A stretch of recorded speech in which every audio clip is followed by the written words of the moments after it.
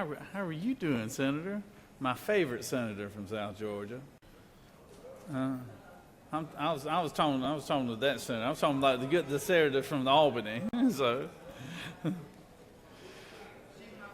the time for convening has arrived. The Senate will come to order. At this time, I'll ask unauthorized personnel to exit the chamber. I recognize a distinguished senator from Coweta County.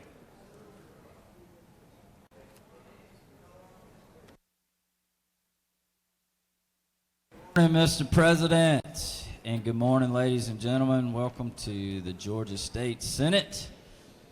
And I would like to announce today's pages. Coming in hot out of Noonan, Georgia, we have Emma Cunningham. We have Marty Bailey. We have William McCall. We have Ava Kuhn. And we have Nilu Perkins. So our pages today will be working hard for the great citizens of Georgia and for us as well. So please be nice to them. Today is Groundhog Day, and it's Tater Tot Day, and it is World Player Ukulele Day. So with that, the journal has been read and found to be correct. Thank you, Senator. And yes, I see our pages there in the back there. Let's give them a round of applause there. Appreciate them being here. I hope y'all have fun today, and I know you'll do a good job.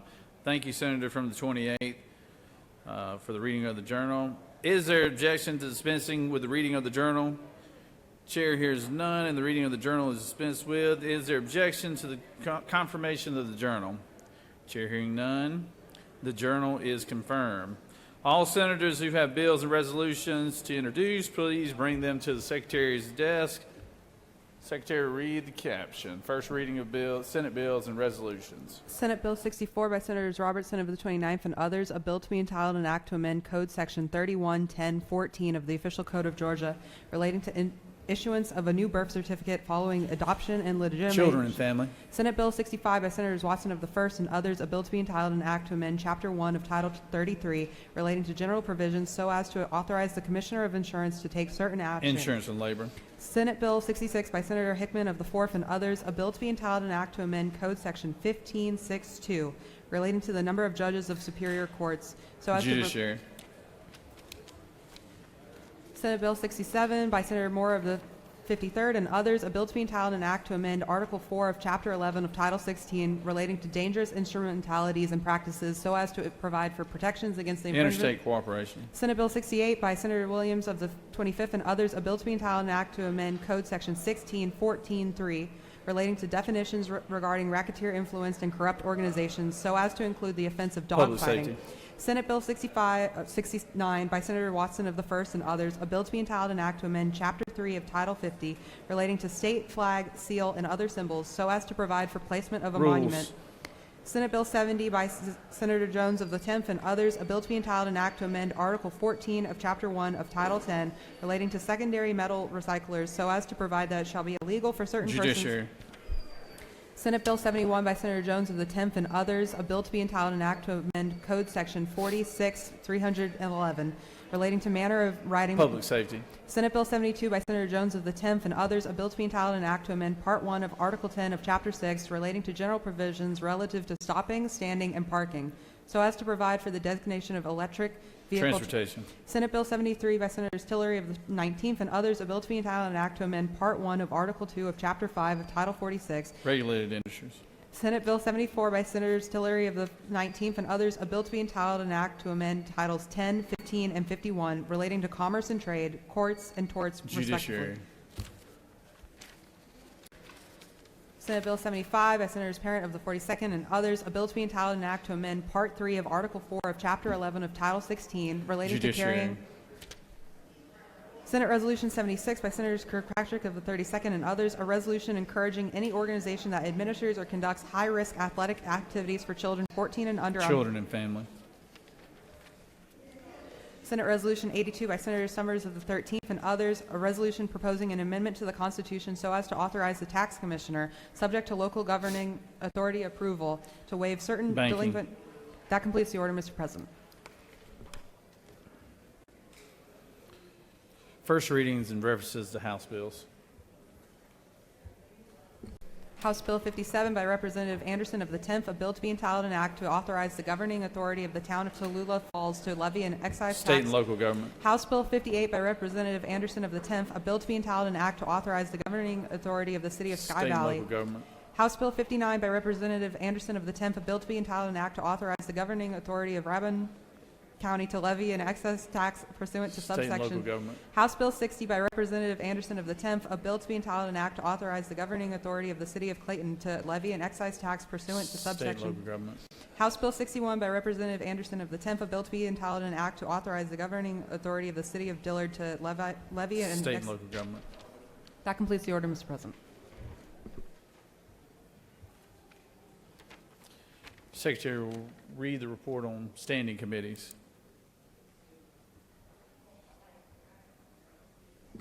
Mr. President, the Senate Committee on Economic Development and Tourism has had under consideration the following legislation and has instructed me to report the same back to the Senate with the following recommendation. Senate Bill 26 do pass, respectfully submitted by Senator Beach of the 21st District Chairman.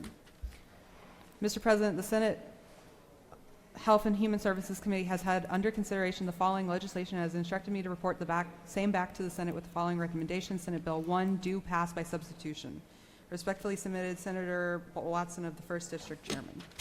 Mr. President, the Senate Committee on Public Safety has had under consideration the following legislation and has instructed me to report the same back to the Senate with the following recommendation. Senate Bill 36 do pass by substitute. Senate Bill 37 do pass. Respectfully submitted, Senator Albers of the 56th District Chairman. That completes the order, Mr. President. It is now time for the morning roll call. Are there any motions to excuse?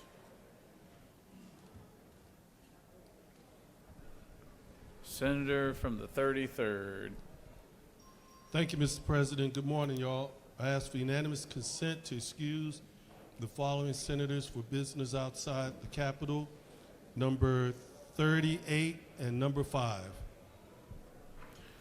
Without objection, senators from the 38th and the 5th are excused. Senator from the 24th. Mr. President, I'd like to excuse the senator from the 23rd. Without objection, senator from the 23rd is excused. Any other motions? Senator from the 22nd. Also unanimous consent, Mr. President, excuse the senator from the 41st for business inside the Capitol. Without objection, senator from the 41st is excused. All right, Secretary will unlock the machines and roll call.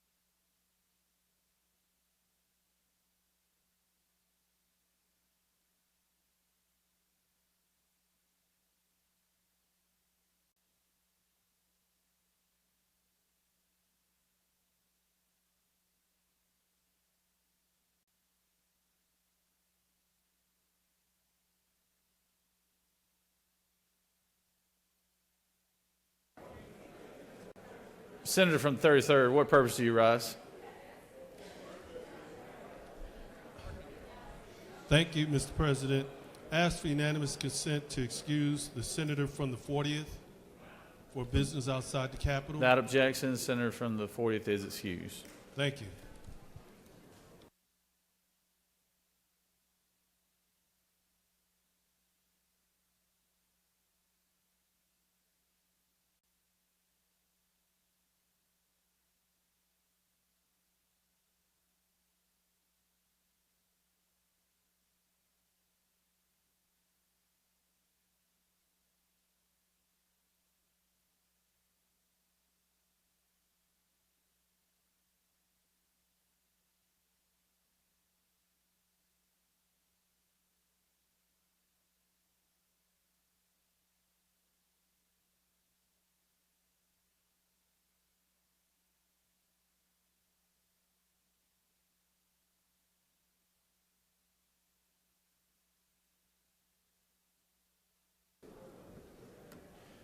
It is now time for our morning devotion. All senators, please take your seats and cease audible conversation. I would ask that the doorkeepers secure the chamber at this time. I want to recognize my good friend from the 34th to lead us in our Pledge of Allegiance and the introduction of our chaplain of the day.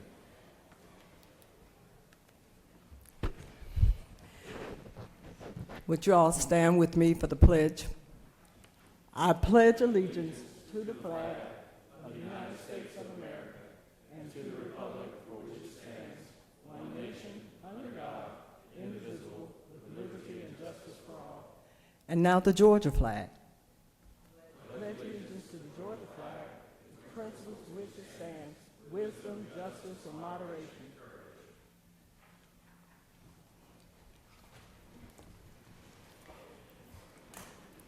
Good morning.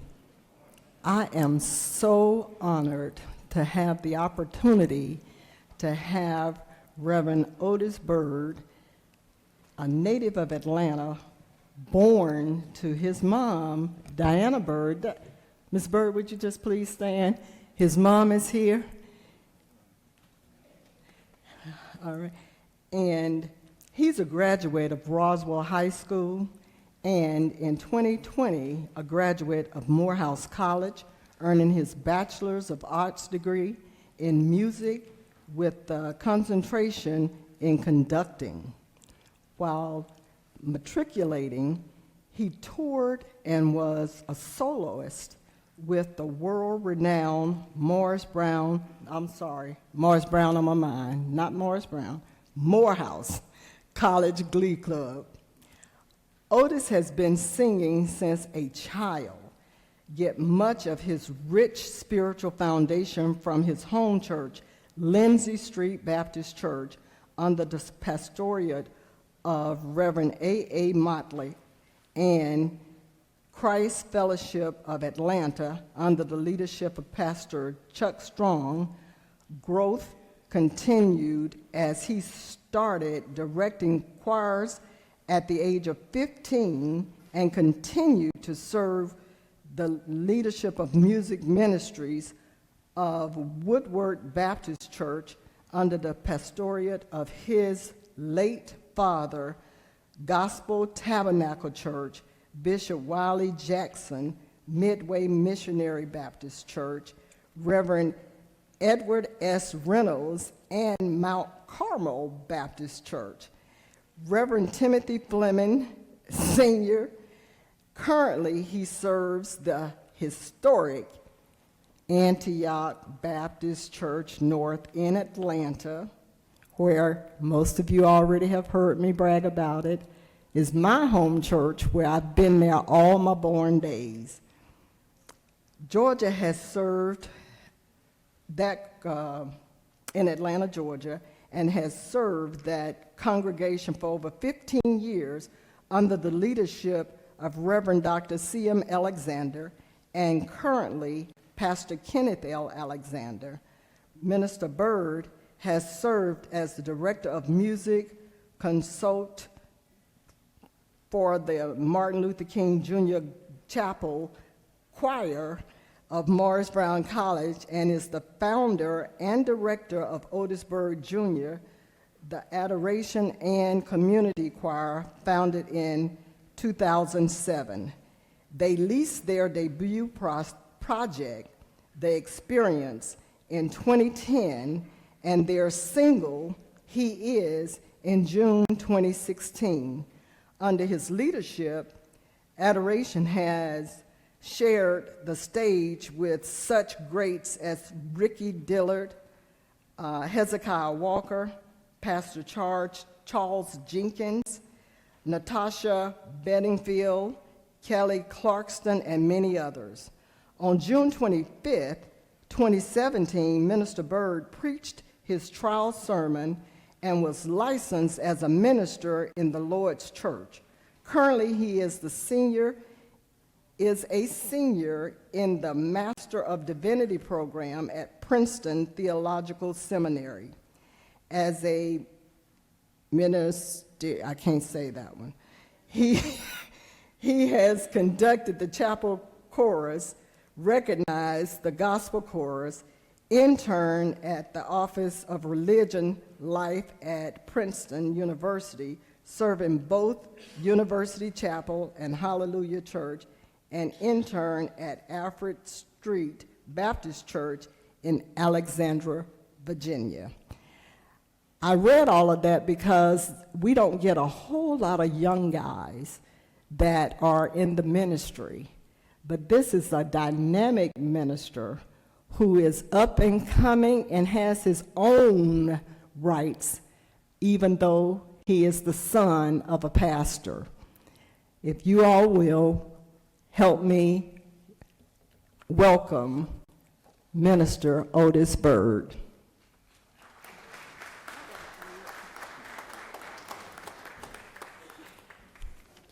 Thank you, Senator. Good morning to the Honorable Lieutenant Governor, members of the Senate, and everyone in attendance. It is an honor to share and be with you all on today. Recently, I had the privilege of traveling to India for a J-term travel study course entitled Preaching in a Global Context. 11 colleagues in the Master of Divinity program at Princeton Theological Seminary and I, along with our homiletics professor, the Reverend Dr. Cleophas LaRue, spent 2 weeks in India, immersed in various aspects of culture. We visited and studied in places such as Mumbai, Kannur, Madurai, Agra, and New Delhi. One of our assignments for this course was to prepare a sermon centered in justice with the capacity for reach, relevance, and significance beyond an American audience.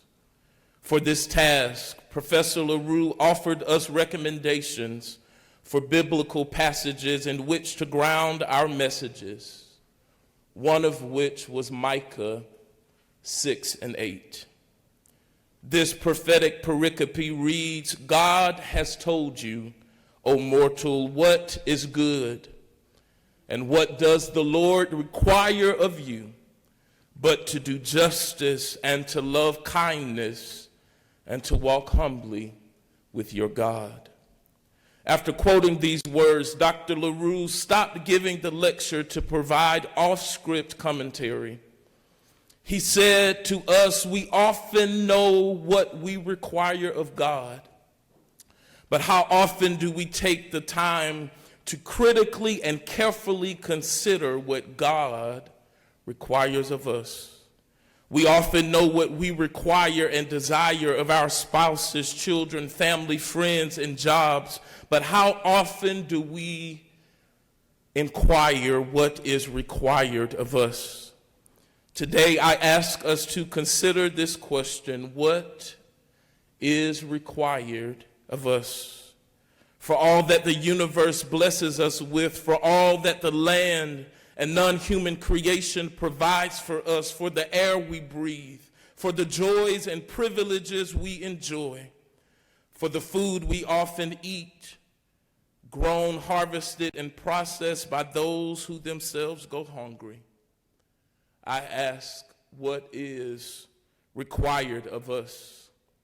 In our homes, in our families, in our communities, at church, at the synagogue, at the mosque, in the temple, yes, even in the Georgia State Capitol and on Capitol Hill in Washington, D.C., I ask us to consider what is required. Micah posed the question, and the psalmist joins in Psalm 116:12, wherein it asks, "What shall I render unto God for all of God's bounty to me?" My friends, as you ponder, you may experience difficulty constructing an answer or response to this question. If so, may I suggest the words of God through the prophet Micah. What is required? Do justice. Shun evil, protest oppression, inequity, and suffering. In our personal lives and daily decision making, we must do justice. What is required? Love kindness, love mercy, forsake cruelty and meanness, forsake vengeance. What is required? Walk humbly, not arrogantly or full of pride and vanity, but humbly, being ever aware of the least, the less, and the lost, the unheard and the forgotten, the underserved and the marginalized. Please pray with me. O God, our God, you who created life in all its diverse beauty, we thank you for this day. We are grateful for all the many ways you manifest your goodness and your faithfulness in our lives. As we enjoy your blessings and go throughout this day and the rest of our lives, may we never forget to ask ourselves what the Lord requires of us. And may our response and our answer always be to do justice, to love kindness, and to walk humbly. We pray this prayer with gratitude and thanksgiving to a great God, a great Redeemer, and a great Liberator, whom we know by many names and worship in a myriad of ways. Amen.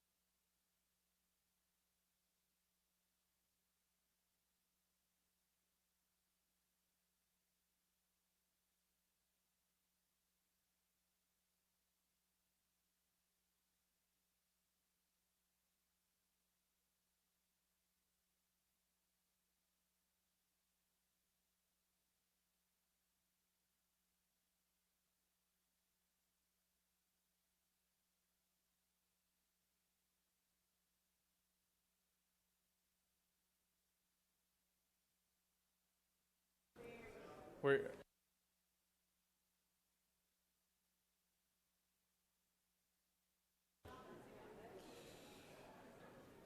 have a very special guest with us here today. We've got our newly elected senator from the great county of Colquitt County, Sam Watson, ladies and gentlemen.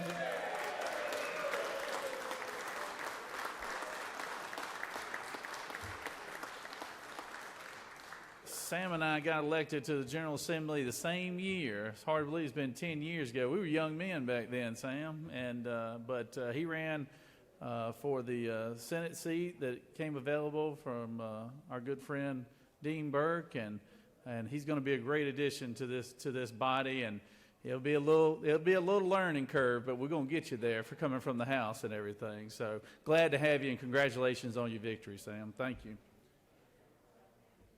And it's now my time to introduce the doctor of the day, or actually call on Senator from the 33rd to introduce our doctor of the day.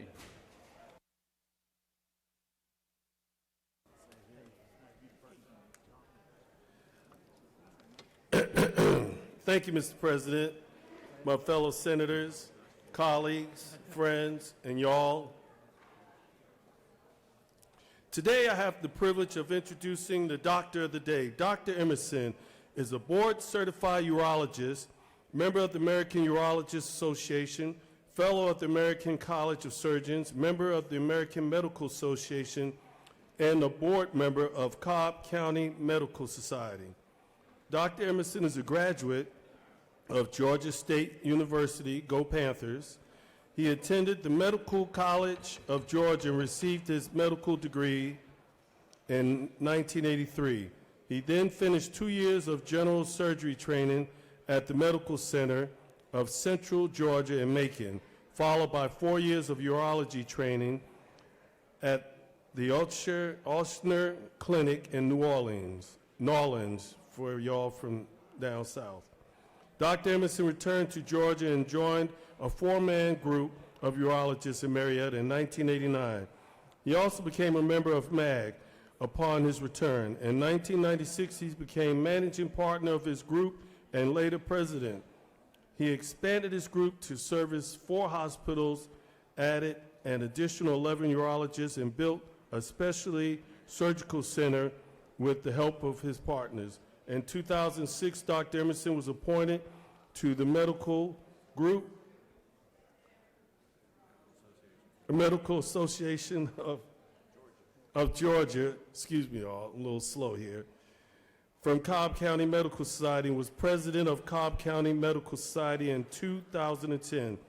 He has been very active in the Medical Association of Georgia, serving as second vice president, first vice president, and treasurer for 3 two-year terms, serving this past year as president.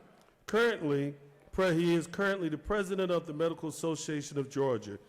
Dr. Emerson's private practice was acquired by Wellstar in 2014, where he is now employed. He lives in Marietta with his wife, Christy, who teaches at Kennesaw State University School of Nursing. They have 3 lovely children who are now adults and 4 granddaughters, and we won't call him Grandpa, but I'm going to call him up and welcome Dr. Emerson, the Doctor of the Day, y'all.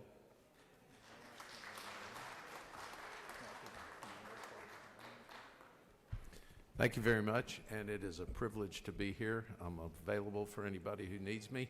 I've already had 2 patients before 10 o'clock this morning.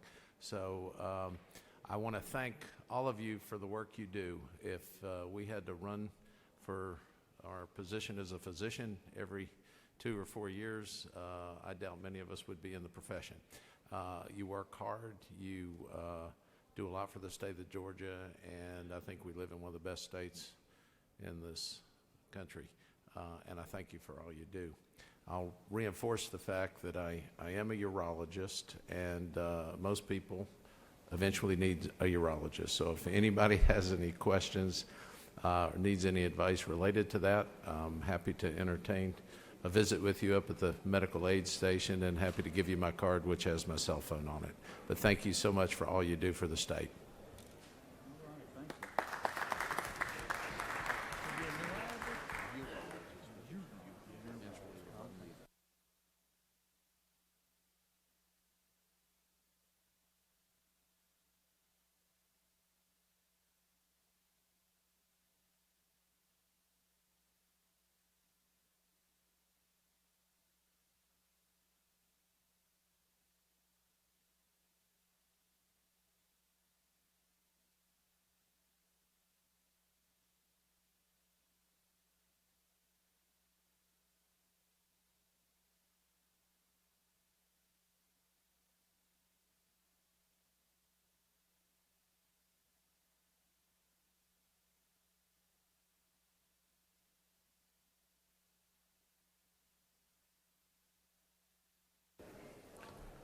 Are there any unanimous consents? It's now time for any senator who wish to rise on a point of personal privilege. Senator from the 51st, would you like to take the wheel?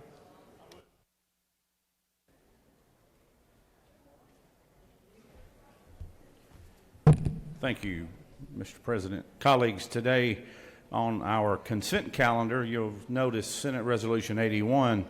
We have a resolution honoring the Georgia CASA and recognizing them today as CASA Day at the state capitol. Georgia CASA has also provided us with their signature s'mores prepared here in Georgia. In fact, they're from my district, Blue Ridge. Some of you may be familiar with Mercier Orchards up in Fannin County. So these are not imported in from some other country. They're made right here in North Georgia, and we encourage you to eat them. If you don't want to eat them, we encourage you to take them over to the agriculture chairman's table, his desk, so he can properly inspect them before they're distributed out throughout the state. Is that a fair question, fair comment? All right. Thank you, Mr. Ag Chairman. This year, Georgia CASA is celebrating its 35th year of service and its final geographic expansion to reach Georgia in foster care in all of Georgia's 159 counties. CASA volunteers play a critical role in ensuring that children who have experienced abuse or neglect have opportunities to reach their full potential with the support of permanent connections to family. We recognize CASA volunteers for giving their time, and we commend Georgia CASA and the 45 local CASA organizations for maximizing resources and support through increased community involvement and awareness, local and state advocacy efforts, and a more coordinated, compassionate response to child victims and families in crisis. Today, we welcome over 200 CASA volunteers and advocates to the Capitol. They are all going down to the freight depot as we speak. They've come here today to shed light into critical issues facing children in foster care. I hope you will get a chance to join them at their lunch at noon and spend some time with them. Many of those will be from your districts as well. And please thank them for their service to Georgia's most vulnerable children. Thank you, Mr. President. I yield the will. Thank you, Leader, and it is a wonderful, wonderful organization, and I appreciate you recognizing them. Senator from the 55th, you wish to rise? Minority Leader.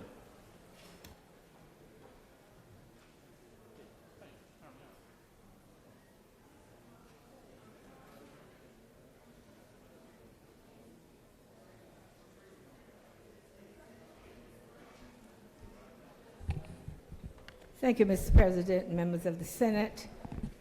I rise today on a point of personal privilege to pay tribute to someone that was near and dear to my heart. My oldest brother, Ralph A. Singleton, Sr. He was born on this day, February 2nd, 1939. He would be 84 years old today if he was still alive. He was, many of you may know, some may not, that my family, my parents, owned a dry cleaning plant. And my father was of the mind that you don't just get something given to you. You have to invest in it. And so all of us, except me, had to go to work. And my oldest brother invested in the dry cleaners. So as a result, he inherited the dry cleaners. And he ran it for years, and then he passed on at the young age of 51. And my youngest brother had invested, and he ran the business. But I'm here today just to pay tribute to him because my father started the dry cleaners in 1945. And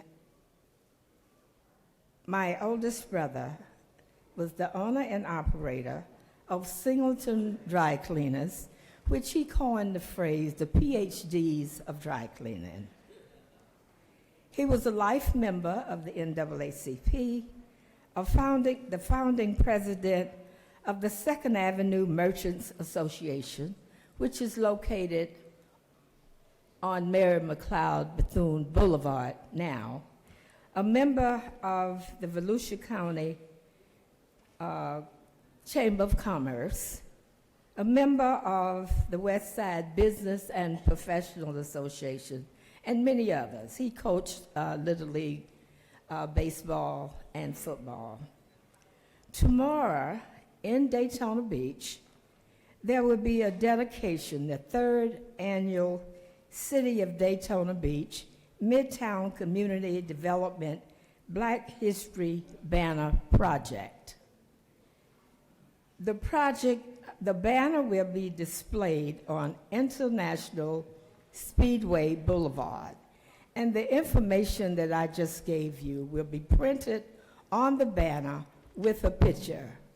And so I just wanted to make note that I am so proud to be, well, I won't be a part, but I will be a part because my sister and my brother-in-law will attend the ceremony. And that banner will fly on International Speedway Boulevard for all of February, which is Black History Month. So thank you, Mr. President, and thank you, members of the Senate, for listening to my dedication to my brother, Ralph Singleton. Thank you. Thank you, Senator.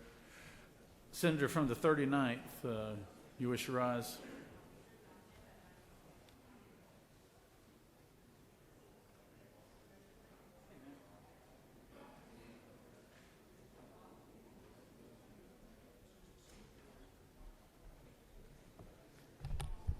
Thank you, Mr. President. Good morning, colleagues. I rise today because I want to recognize our YMCAs of Georgia. Today is the YMCA State Advocacy Day at the Capitol. Yesterday, we approved a resolution honoring and recognizing the work of our YMCAs. Our YMCAs of Georgia touch nearly every part of this state. There are 56 of us in this chamber, and I believe that 36 of us have Ys in our district. There are 17 YMCA associations with over 75 facilities throughout the state. And they are here today, and hopefully you all had the chance earlier this morning to go and have coffee and sit and chat with some of these folks. But I just really want to remind us about the great work that our Ys are doing. They work collectively to increase their ability to build stronger kids, families, and communities through youth development, healthy living, social responsibility, and they play an essential role in our communities in providing engaging, safe, and affordable after-school care. Our Ys are some of the largest providers of early childhood education in our state. I'm reading from part of our resolution, educating and engaging policy and decision makers on the YMCA's mission, history, and programs, and helping to position the YMCAs of Georgia as leaders in and a resource on the topic of early childhood education, health, and wellness. For when policy decisions affecting the Ys throughout Georgia are being made, it's of the utmost importance. They have established partnerships and relationships here in Georgia with our congressional representatives and, of course, with each and every single one of us. And I don't know of that many people who haven't had some experience in their own personal lives with the Y, whether it is learning how to swim there or going and playing basketball or soccer. Taking our kids and enjoying the opportunity to really fellowship with other people in the community. Our Ys have always been there. And so I wanted to just take a moment to recognize the great leaders from the Y. Maybe if you all will stand, they're up in the gallery. Thank you so much for being here. We appreciate the work that you do each and every day. Thank you so much. I yield the well.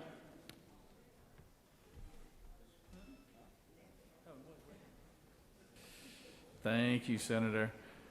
Senator from the 16th. Would like to rise on a point of personal privilege.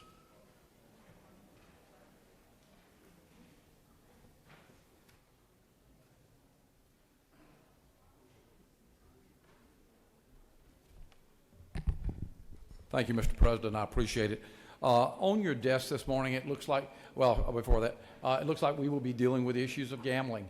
And one of the things I brought and put on your desk this morning is the Illinois Law Review that has articles dealing with the issues of gambling and the effect upon a culture and a society. You'll also find kind of a shortened version of a consensus of what goes on and how it goes. We're the #1 state to do business with. One of the things that businesses look at, they look at the issue of gambling in the states that they go into. There is also an article, or just to cover, even Newsweek realizes this, is that gambling online is being targeted at our children very heavily, and also the pornography industry is tying jointly into that to bring that into our children. If you will, I think it's interesting to read this. It's also interesting, the #1 state to gamble in is Nevada. And if you look at the things that they are #1 in, they're the things we don't want to be #1 in. And I would just ask that before we make those decisions for the state of Georgia, that you read through this and look at the results of what's there for the gambling industry coming into our state. Mr. President, with that, I'll return that to you. Thank you.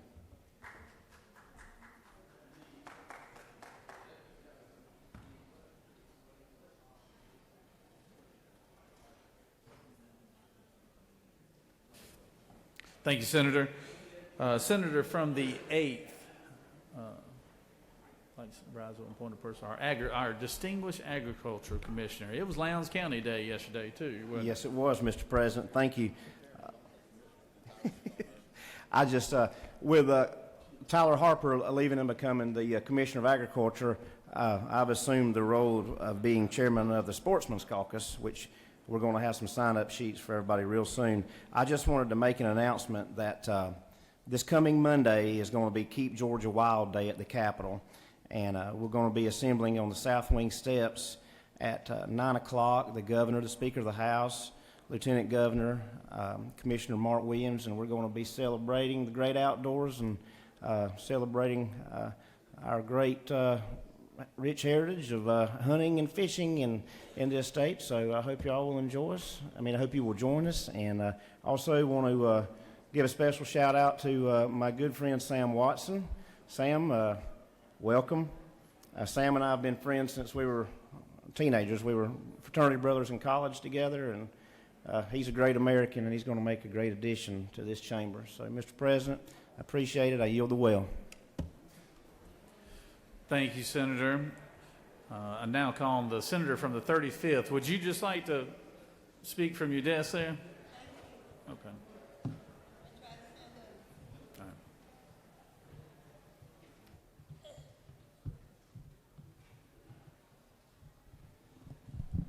Thank you, Mr. President. Colleagues, I want to just announce that this is, as you know, Black History Month. In 1926, Carter G. Woodson, who was a black historian who wanted to place people of African descent in the center of study of history and human experience, launched Negro History Week, and it has evolved into Black History Month.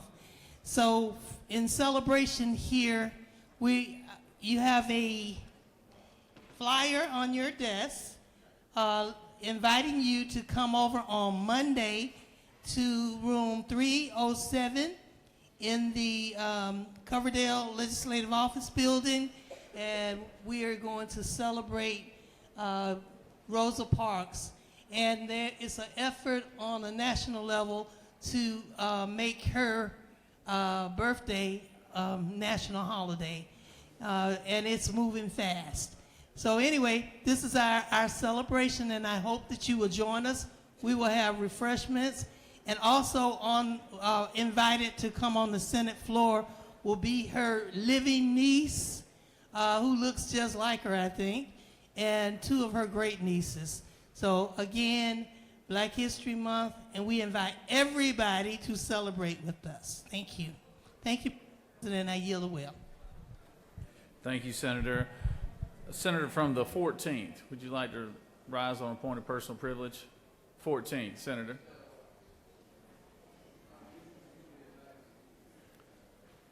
Senator. Senator from the 14th. You wave? Okay. Senator from the 42nd.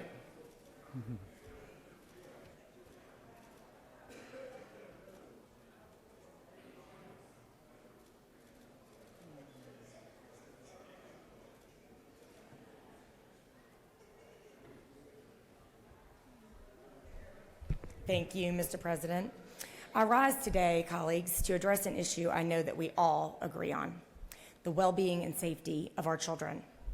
Sadly, here in Georgia, there is increasing harm to our children year over year from firearms. Like a drunk alcoholic or a high drug addict who beats or neglects a child, we are hurting our children every day by not protecting them from bullets. They say the first step to sobriety is acceptance. I believe that if we could collectively accept that we have a problem, we could muster our collective energy, intellect, and resources to provide some solutions to chip away at this problem. Many here today agree with me that we do, in fact, have a problem. For those of you who don't, please listen and pay close attention to the facts. While the death of a child is tragic and weighs on us with a wide range of strong emotions, let's stick to raw facts.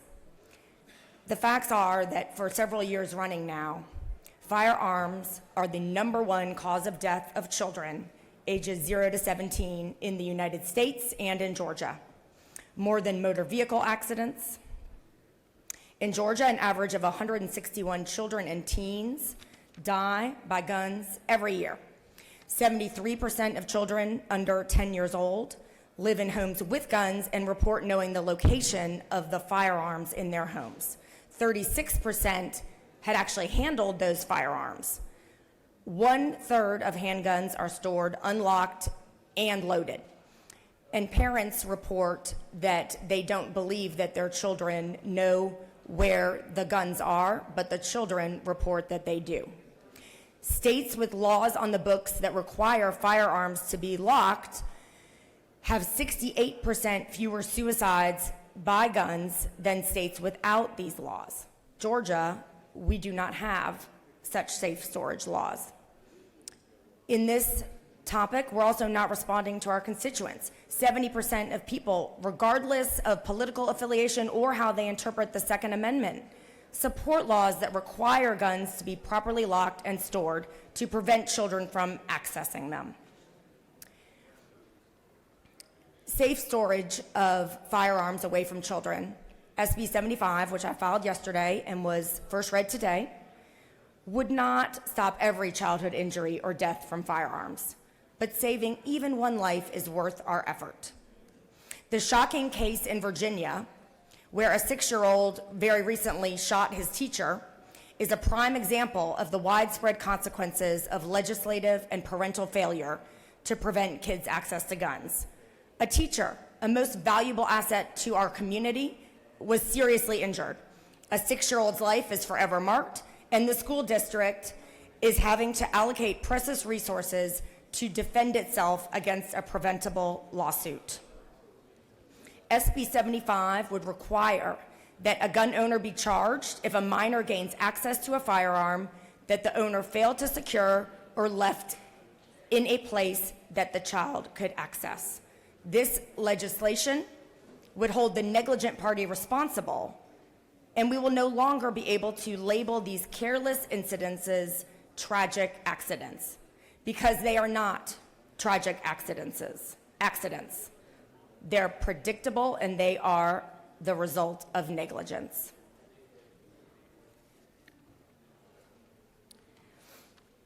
Let me find my spot. I want you to understand why this legislation matters and why it could and would save lives. 75% of the guns used in youth suicide attempts and unintentional injuries are located in the home of a victim, a relative, or a friend. 3,000 children die by firearm suicide each year, and the rate has increased 42% over the last decade. Among 10 to 14-year-olds, that rate has increased a disturbing 114% in the last 10 years. A survey of teenage suicide survivors found that a quarter tried to kill themselves within 5 minutes of deciding to. Easy access, therefore, to unsecured firearms represents a considerably higher risk than access to other tools that could be used to harm oneself. Researchers estimate that if every gun owner in the nation securely locked and stored their weapons today, the number of gun-related accidental deaths and suicides among children and teenagers would drop by as much as 1/3. I am not here to take people's guns away, but I would like to make widespread gun ownership safer for children. State leaders' refusal to take common sense and broadly popular steps to regulate this is not just inaction. It's negligence that threatens the lives of our children. Thank you. I yield the floor. Thank you, Senator. Senator from the 33rd, wish to rise on a point of personal privilege. Thank you, Mr. President, my fellow senators, colleagues, friends, and y'all. Today, I have the honor and privilege, as you know, this is beginning of Black History Month, to start off in good fashion by recognizing the senator from the 55th, Senator Gloria Butler. As some of you know, she's a trailblazer, becoming the first woman to be the minority leader in the Georgia Senate. She's a Democrat and was elected to the state Senate in 1988 and first served in 1999 to represent District 55 in DeKalb County. With 19 years of service, Senator Butler, the senator from the 55th, is the highest ranking female in the Georgia Senate. She has held leadership positions every year during her impressive tenure. In the state Senate, she is the Senate Democratic Caucus woman, and she is also secretary for the State and Local Governments Operations and Urban Affairs Committee is part of her membership. She is also a member of the Ethics, Health, and Human Services, Reapportionment, and Redistricting. During her tenure with the Georgia legislature, Senator Butler, the senator from the 55th, has sponsored and co-sponsored many important pieces of legislation that has impacted millions of people's lives across the state in a positive manner. As Legislator of the Year award that she received from the Georgia Legislative Black Caucus, Senator Butler was also appointed by the Lieutenant Governor at one time to serve on the Georgia Workforce Investment Board. An active member of her community, she volunteers tirelessly with positive growth and youth programs that provide housing and counseling for many young men and women throughout the community. I want to take this time to recognize this history-blazing person during Black History Month. And pardon me, y'all, I lost my dollar store glasses, so I'm borrowing the senator from the 15th glasses. That's why I kind of stumbled.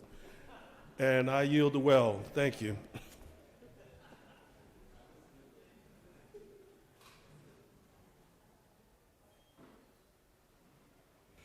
Thank you, Senator. Senator from the 3rd, I'd like to rise on point of personal privilege.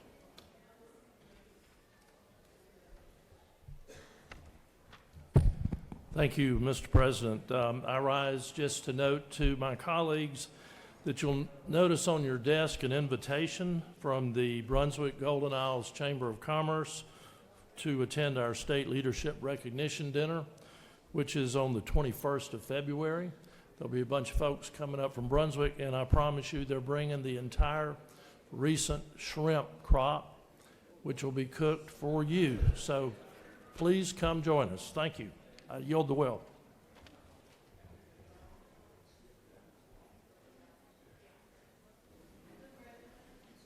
Thank you, Senator. And Senator from the 14th, I believe, waved. Is he nowhere to be seen, Senator?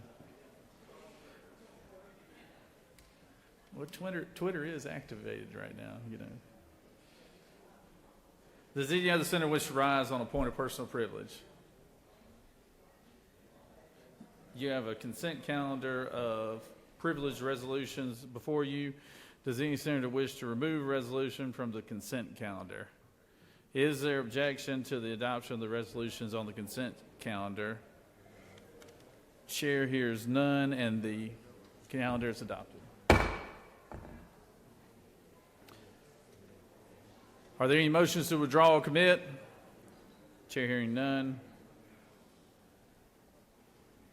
We're in a posture right now, senators, where we are waiting on. We're going to be waiting on the House. They're finishing the amended budget today, and going to immediately transmit it to our chamber. However, you know, we're going to have to wait a little bit. So stand by, and we'll actually we have a rules calendar right now, so we'll go ahead and go to the rules calendar. But after we're done with our rules calendar, we will recess for a bit and probably come back into the chamber a little after lunch, just depending on how quick the House gets the budget to us. So, the Secretary will read the caption of SR 32. Senate Resolution number 32 by Senator Harbison of the 15th, a resolution urging the Attorney General to negotiate with the state of Alabama terms of a reciprocal immunity agreement for officials of either state carrying out certain official duties in the territorial limits of the other state that can be adopted by the legislatures of each state. The Senate Committee on Judiciary recommends that this resolution do pass, respectfully submitted by Senator Strickland of the 17th Chairman. Mr. President, that completes the order.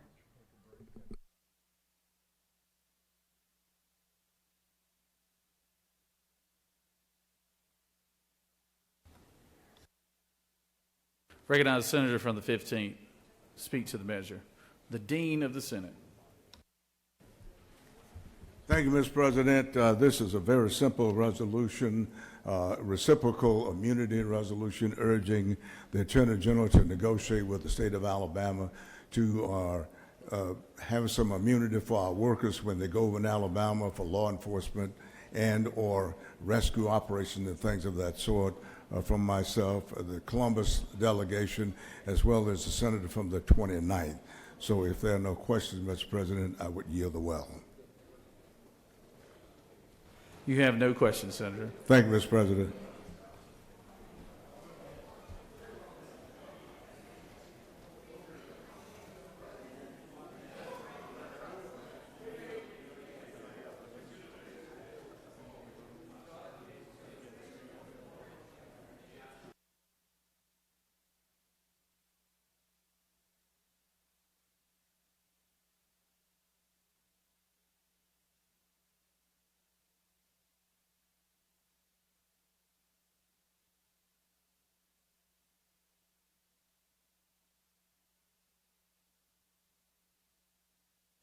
Would any other senator wish to rise, speak to the measure? Is there objection to agreeing to the report on the committee, which is favorable? The question is on the adoption of the resolution. All those in favor of the resolution will vote yea. Opposed, nay. The Secretary will unlock the machines.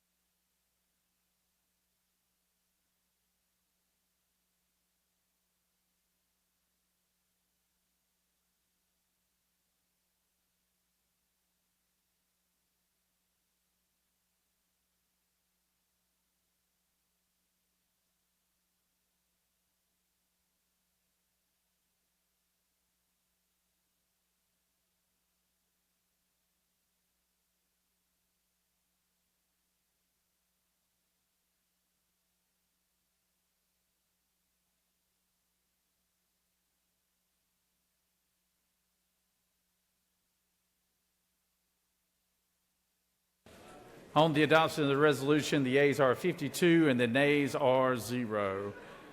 This resolution, is having received the requisite majority, is therefore adopted.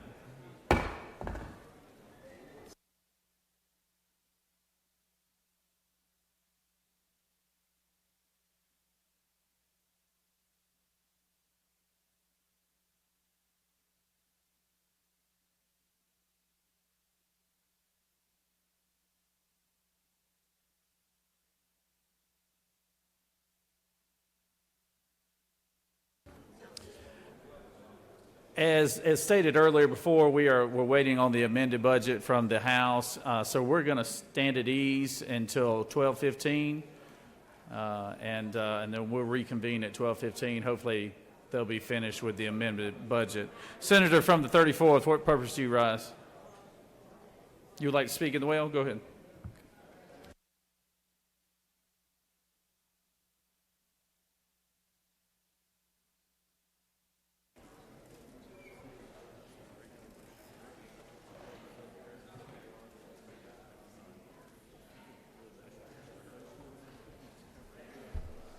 Thank you, Mr. President, members of the Senate. I just wanted to rise once again to thank you all who didn't find it robbery to wear your red today, for all of us heart attack survivors, and for those who didn't wear the red, who will have their pins on to say you stand with us as survivors of the #1 killer of anybody, that's men, women, doesn't matter, heart disease. We want you to take care of yourselves, and we want to keep that as a reminder, and it's very important to me as a survivor since '03. So it is important to take care of yourself, and thank you all for participating in Go Red Day. Mr. President, I'll yield the will. Thank you, Senator. Senator from the 21st, do you wish to rise on point of principle? Thank you, Mr. President. I'd just like to announce to the members of the Appropriations Subcommittee on Economic Development, you'll be receiving a letter today. We will have a meeting on Wednesday at 1 o'clock in 310 LOB. So please be there in allot 2 hours' time for our subcommittee to meet on economic development. Thank you, Mr. President. Thank you, Senator. All right, we're going to stand at ease until 12:15, and hopefully we will have the amended budget. Yes, yes, ma'am. Senator, would you like to make an announcement?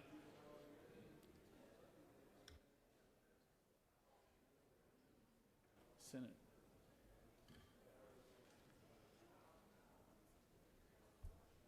Thank you, Mr. President. It looks like we're going to be trying to figure out how to eat and convene in other meetings and be back here on the floor at 12:15. So that's another day in the life of the Gold Dome. We're used to it rolling that way, are we not? I will just ask the dean that rhetorical question and not expect an answer.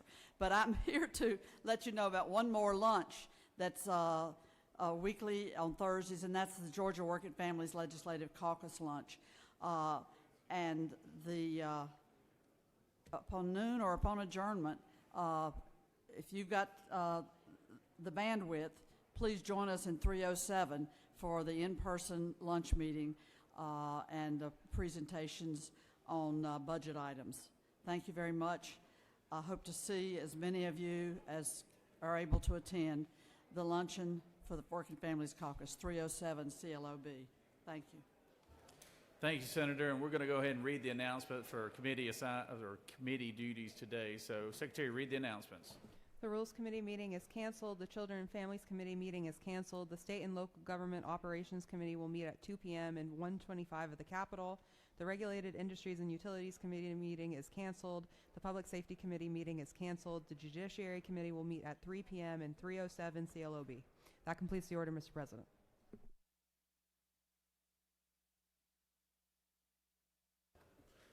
All right, thank you. So we'll reconvene at 12:15, and so we're just going to stand in recess for the moment. Thank you.